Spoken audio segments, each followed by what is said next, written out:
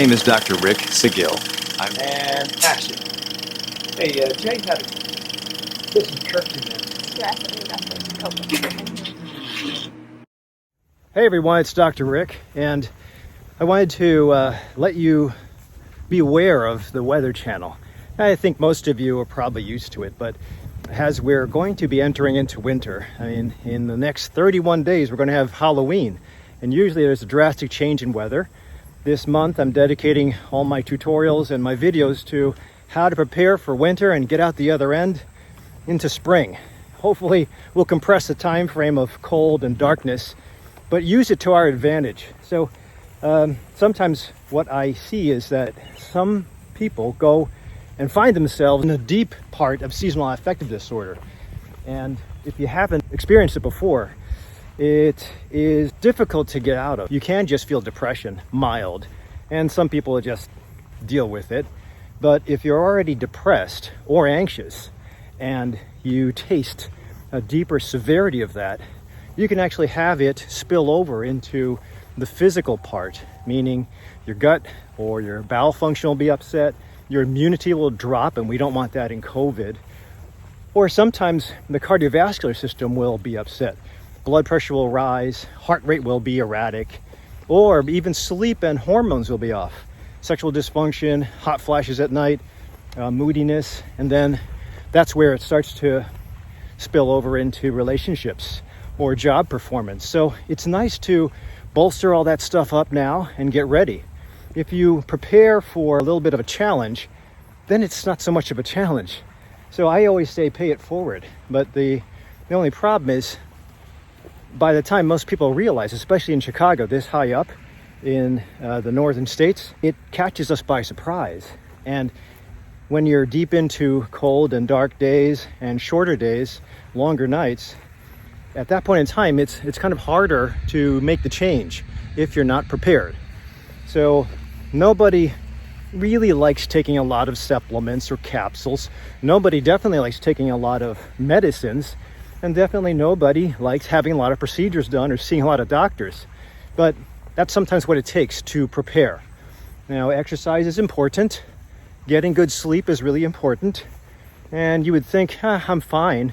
But sometimes you need to get a physical to figure out that maybe you're not so fine.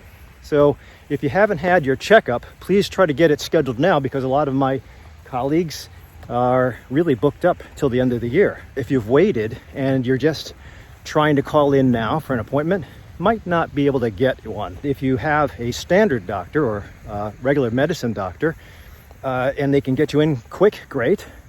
Hopefully they'll have your best interests at hand and they'll make sure everything's good. Take care of anything that's off and hopefully fix it before winter sets in. For those of you who don't even have a doctor, or those of you who are a little bit on the edge with regards to weight, blood pressure, anxiety, bowels, or medical problems that you haven't addressed in a long time, could be a problem. So get those appointments taken care of. I have a couple of my colleagues that are also sick or taking time off. Even us doctors need some medical leave. Get that taken care of.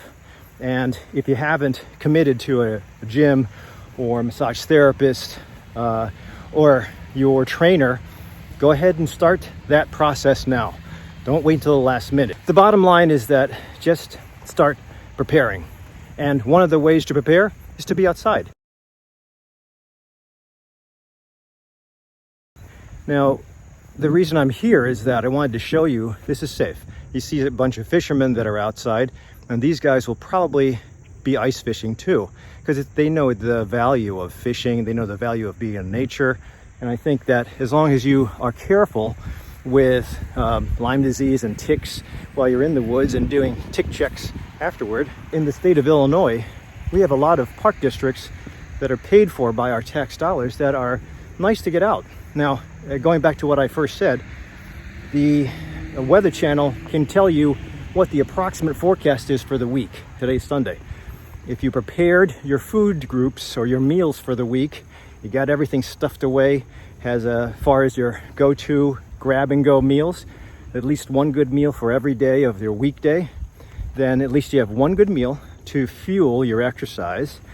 So you don't have to worry about that. If you look forward and you find one sunny day then you target that day to at least either take care of work early, get outside just for about 15 minutes to experience the sun. And let me tell you why. The eyes, when you expose them to sun, now don't look directly into the sunlight, but when you are in nature and it's sunny and your eyes, especially the lower half of the retina, it sees sunlight, blue light, then it tells the pineal gland it's daylight.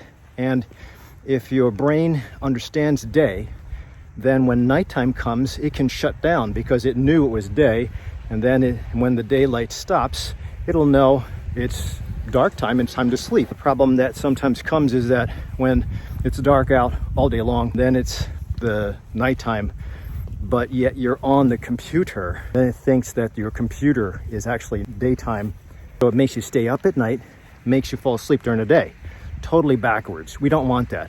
And that's why it's important to sometimes wear blue blockers, or at least turn your computer and all TVs off before you go to sleep. 10 o'clock.